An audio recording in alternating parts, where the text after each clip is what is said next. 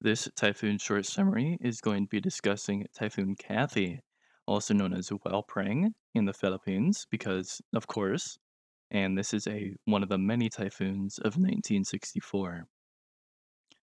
Typhoon Kathy was first observed on August 12th from numerous vessels, not numerous, but a fair bit, already at storm intensity, which are these light blue dots here.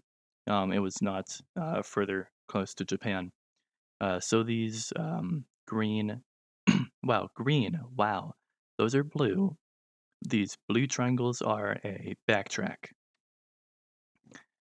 Kathy would then become a typhoon on the next day because, yes, Kathy's not going to take her sweet old time like Ida. Kathy would achieve her peak on the 18th of August with winds of 132 miles per hour and a pressure of 945 millibars. She would have a maximum width of a pretty staggering 850 miles across.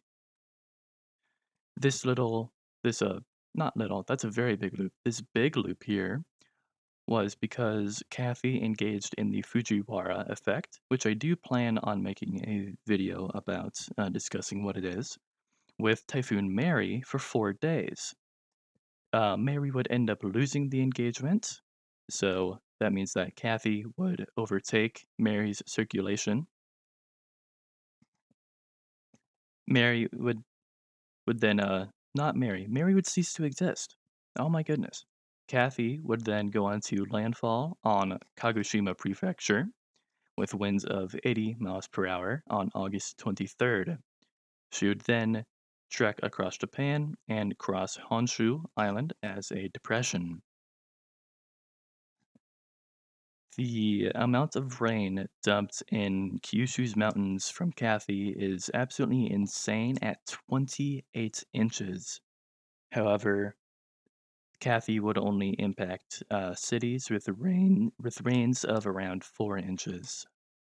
However, despite this, around 8,000 homes and more would be flooded. These rains would also breach around 3 dozen embankments, wiping out 18 bridges. A total of 4,000 people would be left homeless from Kathy, and at least 238 landslides were reported. Very specific number, thankfully, I got from a primary source PDF discussing all of these storms.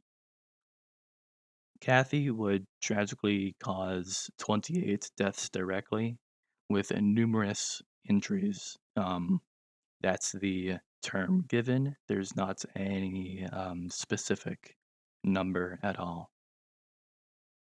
Here in the bottom left here, now we can see a blow up of Kathy's loop, and we can see here that this little bundle of dots that cross over from this loop is actually a second, much smaller one. I just wanted to point that out. The significance of Kathy is very interesting. According to the JTWC, and like I mentioned in the debrief of the 64 typhoon season, Kathy is both the largest typhoon and the longest lived typhoon of the season, or just storm in general.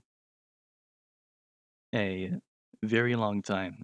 That's quite a long track. She didn't do it in 2 days, I promise you that.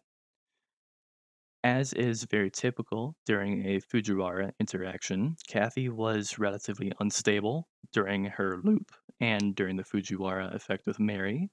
However, she did come out on top and again did overcome and overtake Mary's circulation. Lastly, Mary is actually one of only around 4 storms this season to actually impact the Japanese home islands.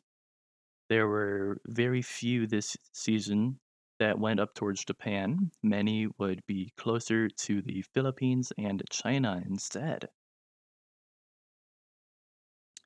that is all that I have for Kathy, folks. Not a whole lot, unfortunately, but a very interesting engagement with Mary and a relatively strong storm.